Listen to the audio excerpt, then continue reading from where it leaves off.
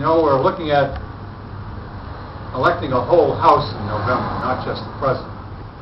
And I have to say that right at the outset, because the presidential race is sucking up all the oxygen, and it's taking all the money, and it's occupying everybody's attention.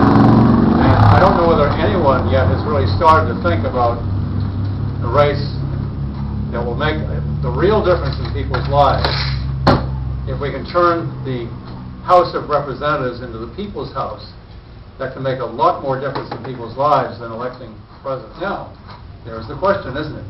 What kind of person do you want to serve you in Washington? To be your representative? To work not only for you, but following the Lincoln Gettysburg Address, which is one of my favorite passages. I think I know it by heart. Work not only for you, but by you and with you to solve the great problems that face us, and they are manifold. There are more problems we can shake a stick at, and sometimes we feel overwhelmed.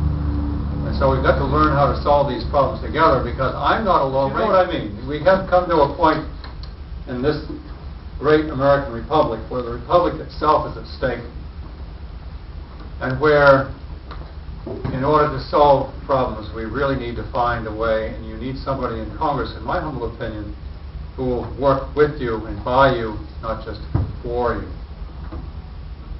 And what does that say? I still want you to help me answer this question, because I want to know what you want. What kind of person will fill the bill? Oh? An active and honest person that does what they say they're going to do. Someone that supports us and our families and what we all stand for. Okay, now I'm writing the Straight Talk Express because I've been and I still am, the Fremont coordinator for John McCain. Now, whatever you think of John McCain, and I don't agree with him on everything, nevertheless, we ride the Straight Talk Express. You know, I tell it as I see it, and one of the reasons I'm running as an independent, not as a Republican or a Democrat, is because I want to be able to vote the issues, and I want to be able to speak my mind. I want to be able to talk straight. I don't want to have to bow in the direction of the party to choose my politically correct language at every turn.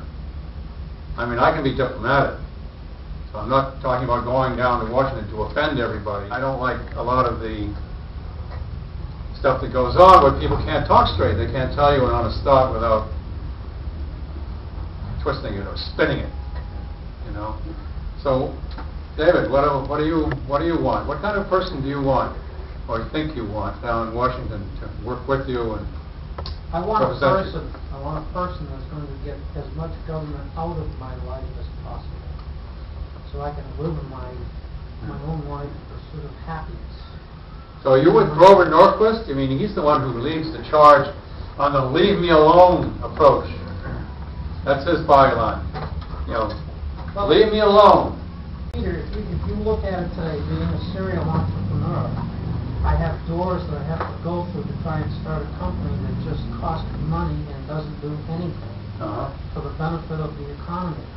I have the constant problem of a litigious society that I've been litigated against 3 times, all cases that I have won, but it's a burden to a small startup company when you have to face these issues.